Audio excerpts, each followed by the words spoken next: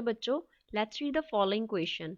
Block of mass 10 kg is moving on the inclined plane with constant velocity 10 meter per second. The coefficient of kinetic friction between the inclined plane and block is.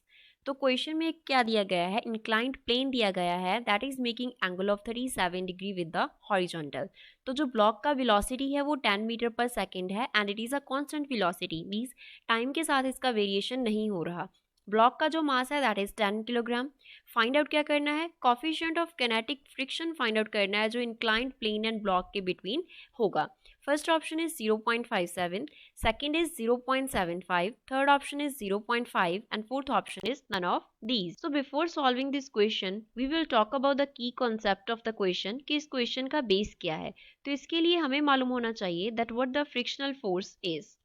Frictional force क्या होता है, जब two bodies contact में आती हैं, two bodies contact में आती हैं तो वहां पे एक फोर्स एक्ट करता है जो क्या करता है, उनके मोशन को, रिलेटिव मोशन को अपोज करता है. टू बॉडीज कांटेक्ट में है तो इधर एक लेफ्ट को मूव कर रहा है, एक राइट को मूव कर रहा है, किसी भी डायरेक्शन में वो दोनों मूव कर रहे हैं तो उनके मोशन को जो फोर्स अपोज करता है that is known as the frictional force. And frictional force का जो मैक्सिमम वैल्यू होता है वो होता है mu, that is coefficient of friction into N. Mu represent करता है कोफिशिएंट ऑफ फ्रिक्शन को, कैपिटल एन रिप्रेजेंट करता है नॉर्मल फोर्स को. Capital N is normal force. तो गिवन फिगर में ये इंक्लाइंड प्लेन है, ये हो गया हॉरिजॉन्टल डायरेक्शन. हॉरिजॉन्टल के साथ एंगल बना 37 degree, this angle is 37 degree. यहाँ पे ब्लॉक है, ब्लॉक का जो मास है दैट इज 10 किलोग्राम. तो ब्लॉक का जो वेट होगा वो डाउनवर्ड एक्ट करेगा इस डायरेक्शन में mg. नॉर्मल जो फोर्स है वो इंक्लाइंड प्लेन के परपेंडिकुलर होगा इस डायरेक्शन में, capital N. Frictional force upward act करेगा, कैपिटल एफ. डाउनवर्ड तो क्या एक्ट करेगा, डाउनवर्ड होगा वेट का कंपोनेंट. अगर हम इसको ज़्यादा ऐसे एक्सिस को फर्दर क्या करें, प्रोसीड करें, तो ये एंगल अगर 37 डिग्री है तो ये एंगल भी कितना होगा, थीटा 37 डिग्री के इक्वल होगा. Theta will be equals to 37 degree. अगर ये थीटा है तो इस साइड कंपोनेंट होगा वेट का mg cos थीटा. तो डाउनवर्ड कौन सा कंपोनेंट हो गया, mg sin थीटा. अब वर्टिकल कंपोनेंट्स क्या होंगे, एक दूसरे को बैलेंस करेंगे.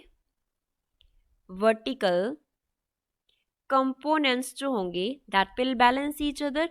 तो वर्टिकल कंपोनेंट्स एक दूसरे के इक्वल होंगे which means n will be equals to mg into cos theta. m का जो वैल्यू है mass of block is 10 kilogram. तो अब काइनेटिक फ्रिक्शन जो है वो एक्ट कर रहा है, मीन्स f के हम कंसिडर कर लेंगे. तो f की का जो वैल्यू है that is mu into N. तो म्यू एज इट इज आ गया, n का जो वैल्यू है that is mg cos theta. Question में दिया गया है कि जो ऑब्जेक्ट मूव कर रहा है वो कांस्टेंट वेलोसिटी के साथ मूव कर रहा है. अगर ऑब्जेक्ट का वेलोसिटी कांस्टेंट है मींस जो एक्सेलरेशन है, नेट एक्सेलरेशन वो कितना होगा, 0 होगा. अगर नेट एक्सेलरेशन 0 है that means net force acting on the system along x axis, क्योंकि अब जो मूवमेंट है वो एक्स एक्सिस के अलोंग ले रहे हैं तो वो कितनी होगी, 0 के इक्वल होगी. फोर्सेस कितनी एक्ट कर रही हैं, mg sine theta downward act कर रहा है equals to mu mg cos theta क्या हो गया, अपवर्ड हो गया. तो यहाँ से mg बोथ साइड्स क्या हो जाएगा, कैंसिल हो जाएगा. So sine theta will be equals to mu into cos theta which means mu का जो वैल्यू होगा that will be sine theta divide by cos theta. Sine theta by cos theta is tan theta. So mu is equals to tan theta. अब theta का value है 37 degree. So mu का value आ गया tan 37 degree.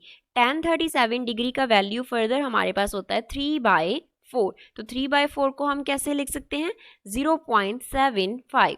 तो जो kinetic friction का coefficient act करेगा बिटवीन द ब्लॉक्स वो कितना होगा, 0.75 होगा. सो इस क्वेश्चन का फाइनल आंसर हुआ 0.75. तो गिवन ऑप्शन में से सेकंड ऑप्शन करेक्ट ऑप्शन है. I hope you understood it well. Thanks.